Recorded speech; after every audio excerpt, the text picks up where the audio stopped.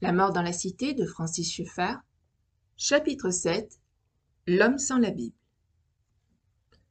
En 3 occasions distinctes, Paul s'adresse, ou encore se réfère, uniquement à des hommes sans la Bible. D'abord à Lystre, où à cause d'une interruption, son message reste fragmentaire. On voit ça dans Actes 14, versets 15 à 17. Puis sur l'Aréopage, où il tient un plus long discours sans pouvoir toutefois aller jusqu'au bout. Acte 17, versets 16 à 32. Enfin ici, dans le passage de Romains 1, 18 à 2, 16, où rien ne l'empêche de développer à fond sa pensée. Ces 3 passages, à cause de leurs analogies, nous permettent de comprendre ce que Paul prêchait partout, et j'y vois pour ma part une indication de Dieu sur la méthode à suivre pour prêcher à notre génération, composée en majeure partie d'hommes sans la Bible. Comment allons-nous engager la conversation avec eux ? Faut-il vraiment commencer par citer la Bible à des gens qui n'en ont jamais entendu parler, ou qui la méprisent, l'ignorent, ou encore ne lui reconnaissent aucune autorité ? Paul ne s'y prenait pas ainsi. Dans le texte que nous étudions, Romains 1, verset 18 à 2, verset 16, où c'est au grec qu'il pense, il ne cite jamais l'Ancien Testament. Par contre, lorsqu'il s'adresse aux Juifs, à partir de Romains 2, verset 17, il ne manque pas de citer l'Écriture parce qu'elle leur était connue. Nous le voyons donc procéder d'une manière distinctive quand son propos concerne l'homme sans la Bible, et je suis parfaitement convaincu que nous avons ici une clé pour prêcher à notre génération. Par où Paul commence-t-il lorsque son objet est l'homme sans la Bible ? Le verset 18 nous éclaire là-dessus.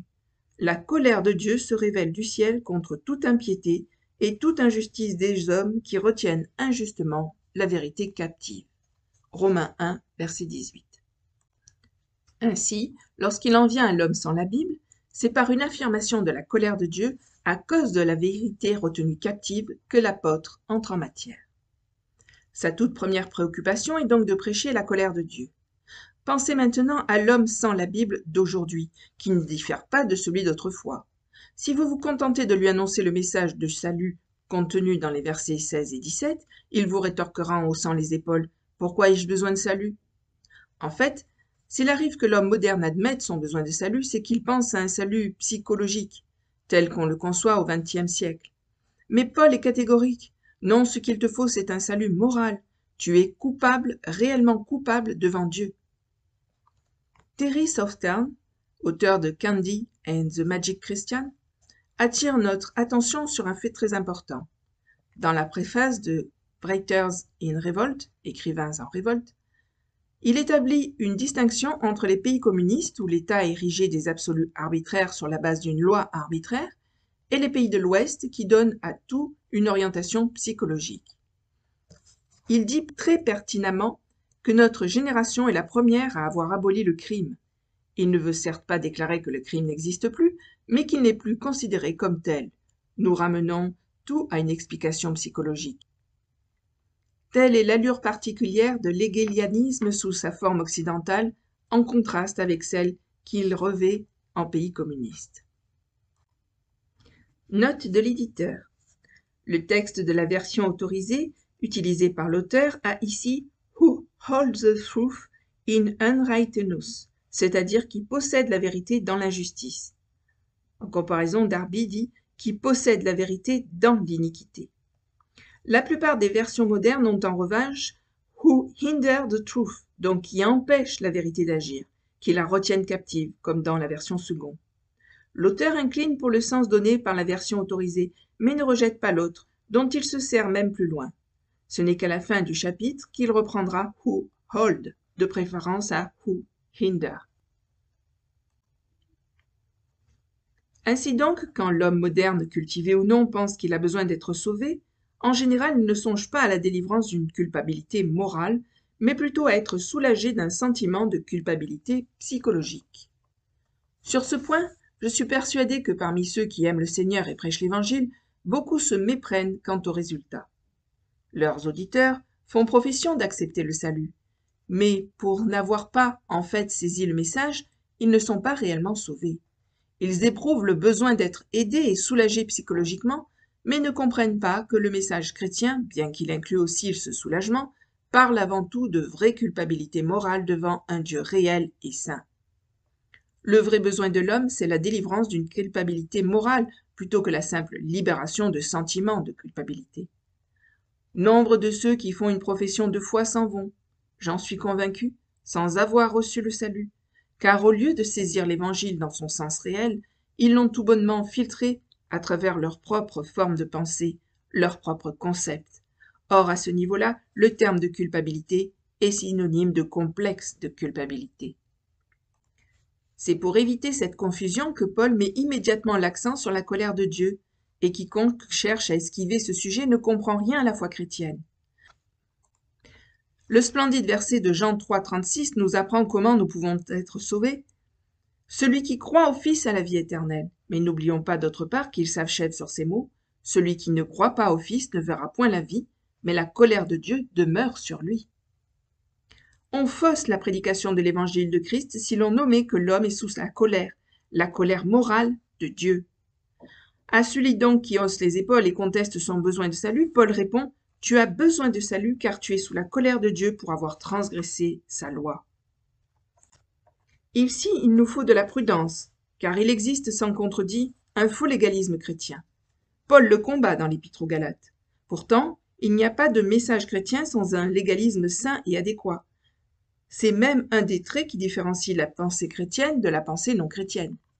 Les non-chrétiens, tout particulièrement ceux du XXe siècle, n'ont plus de base légale et morale. Tout est flottant.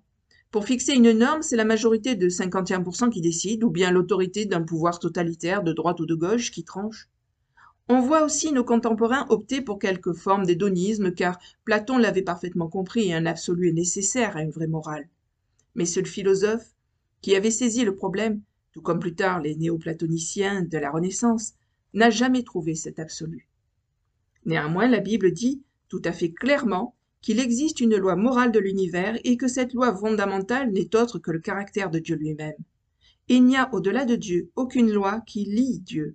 Bien au contraire, il est lui-même la loi, parce qu'il n'est pas un Dieu sans contenu, mais un Dieu possédant un caractère. Son caractère est la loi de l'univers. Quand Dieu nous révèle son caractère par des propositions énoncées sous les formes habituelles du langage, nous sommes en présence de ses commandements pour l'homme. Nous voyons donc qu'il existe des absolus et des catégories. La loi révélée par Dieu est fondée sur son caractère, est décisive et définitive. C'est ce que la Bible enseigne. Par conséquent, lorsque les hommes désobéissent aux commandements de Dieu, ils sont coupables, tout comme lorsqu'ils contreviennent aux lois de l'État. Quand quelqu'un pêche, il pêche contre le caractère de Dieu et il est moralement coupable devant lui, le grand juge. Je sais bien que l'on ne tient plus guère ce langage de nos jours, mais c'est pour notre perte. Vous vous demandez peut-être si l'on peut parler de la sorte aux avant-gardistes du XXe siècle avec lesquels j'entre en contact. Je vous répondrai très sincèrement que sans ce message, je n'aurais rien à leur dire. Face au totalitarisme de droite et de gauche, avec leurs absolus arbitraires et mouvants, face au relativisme de l'homme moderne et au chaos qu'il engendre, seule la doctrine biblique apporte des réponses dans le domaine moral. Romains 1,18 nous dit que l'homme sans la Bible retient injustement la vérité captive, ou encore, selon la version autorisée, possède la vérité dans l'injustice. Nous examinerons ce dernier sens plus tard. Pour l'instant, gardons retenir captif, qui devient dans les versions les plus modernes empêcher d'agir ou même étouffer. J'emploierai ce dernier terme. Quelle est donc la vérité que l'homme sans la Bible étouffe? Nous avons précédemment parlé de l'apostasie d'une génération qui connaissait les oracles de Dieu mais s'en était détournée. Les contemporains de Jérémie ont supprimé la vérité biblique qu'ils possédaient. Mais quelle vérité l'homme étouffe-t-il s'il n'a pas la Bible? La réponse se trouve dans les versets 19 et 20 de Romains 1. Car ce qu'on peut connaître de Dieu est manifeste pour eux, Dieu le leur ayant fait connaître.